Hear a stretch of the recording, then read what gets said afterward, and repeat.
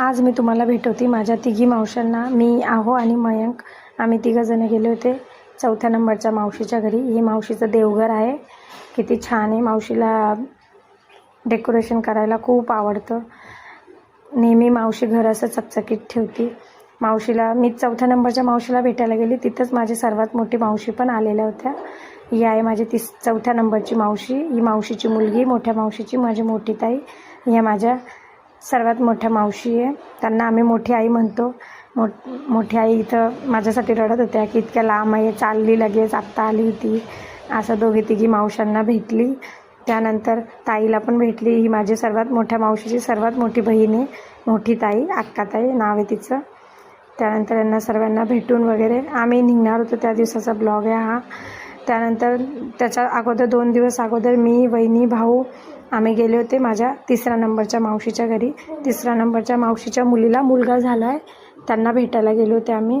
माझी मावशी वहिनी तुम्हाला नेहमी पाया पडताना दिसेल. ही आहे किरण, मोठ्या मावशीला मुलगी. असा कसा वाटला मिनी ब्लॉग मला कमेंट करून नक्की. आज मी तुम्हाला भेटवते माझ्या तिघी मावशांना. मी, आहो आणि मयंक आम्ही तिघंजणं गेले होते 4थ्या नंबरच्या मावशीच्या घरी. हे मावशीचं देवघर आहे. किती छान आहे. मावशीला डेकोरेशन करायला खूप आवडतं. नेहमी मावशी घर असं चकचकीत ठेवते. मावशीला मी 4थ्या नंबरच्या मावशीला भेटायला गेली. तिथंच माझी सर्वात मोठी मावशी पण आलेल्या होत्या. ही आहे माझी 4थ्या नंबरची मावशी. ही मावशीची मुलगी, मोठ्या मावशीची माझी मोठी ताई. ह्या माझ्या सर्वात मोठ्या मावशी आहे. त्यांना आम्ही मोठी आई म्हणतो. मोठी आई इथं माझ्यासाठी रडत होत्या की इतक्या लांब आहे, चालली लगेच, आत्ता आली होती. असं दोघी तिघी मावशांना भेटली. त्यानंतर ताईला पण भेटली. ही माझी सर्वात मोठ्या मावशीची सर्वात मोठी बहीण आहे. मोठी ताई, अक्काताई नाव आहे तिचं. त्यानंतर यांना सर्वांना भेटून वगैरे आम्ही निघणार होतो. त्या दिवसाचा ब्लॉग आहे हा.